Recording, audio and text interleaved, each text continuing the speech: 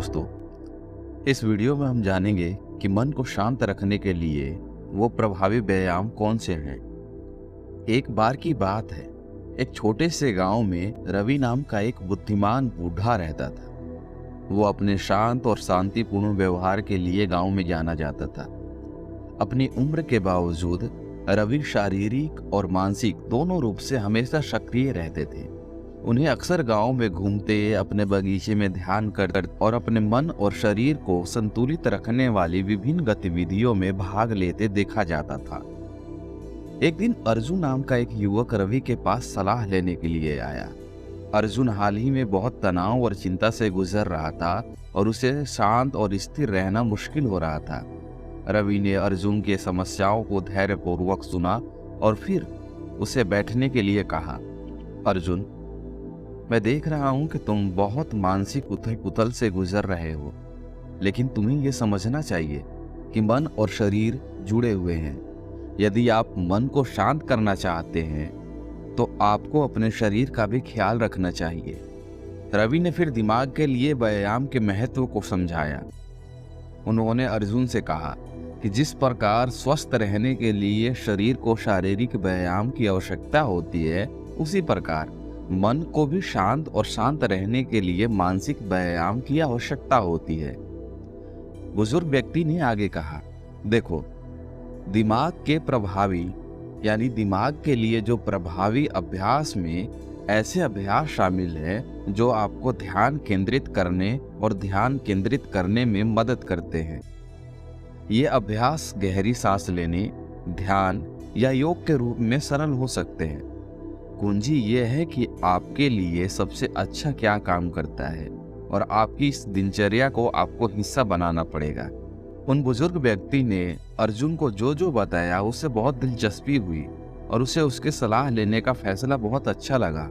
वो रोज सुबह शाम गहरी सांस लेने और ध्यान का अभ्यास करने लगा। उन्हें हफ्ते में 2 बार योग करना भी शुरू किया। कुछ ही हफ्तों में अर्जुन ने अपनी मानसिक स्थिति में महत्वपूर्ण सुधार देखा। वो शांत, अधिक केंद्रित और अपनी भावनाओं पर अधिक नियंत्रण महसूस करता था। अपनी प्रगति से उत्साहित होकर अर्जुन ने मानसिक व्यायाम की दुनिया में गहराई तक जाने का फैसला किया। उन्होंने माइंडफुलनेस तथा ध्यान की किताबें पढ़ना शुरू किया, कार्यशालाओं और सिनेमा घरों में भाग लिया और यहाँ तक कि योग में एक कोर्स भी किया। अपनी यात्रा के माध्यम से अर्जुन ने सीखा कि मन के लिए कई और प्रभावी व्यायाम हैं। इनमें शामिल है माइंडफुलनेस, यानी इसमें बिना निर्णय के वर्तमान के क्षण में रहना, अपने विचारों, भावनाओं और अपने संवेदनाओं के बारे में पूरी तरह से जागरूक होकर के उसे देखना, उसके साथ शामिल होना। दूसरा है विजुअलाइजेशन, यानी इसमें समुद्र के तट, जंगल, पहाड़ जैसे शांतिपूर्ण और शांत दृश्यों को मानसिक छवियां बनाना शामिल है। यानी सबसे पहले आप बैठ जाइए और विचार कीजिए कि आपके दिमाग में जो आप तस्वीर बना रहे हैं वो किसी समुद्र का तट हो, जंगल हो, पहाड़ हो। तीसरा है कृतज्ञता का अभ्यास।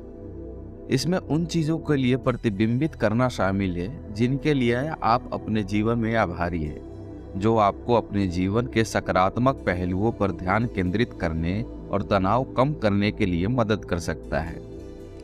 अगला है जर्नलिंग, यानी इसमें आपके भावनाओं, विचारों और भावनाओं को लिखना शामिल है, जो आपको स्पष्टता हासिल करने और दबी हुई भावनाओं को बाहर निकालने में मदद कर सकता है। देखिए, अर्जुन ने पाया कि इन अभ्यासों को करने से अपनी दिनचर्या में शामिल करके वो पूरे दिन मन की शांत और शांतिपूर्ण स्थिति बनाए रखने में सक्षम था।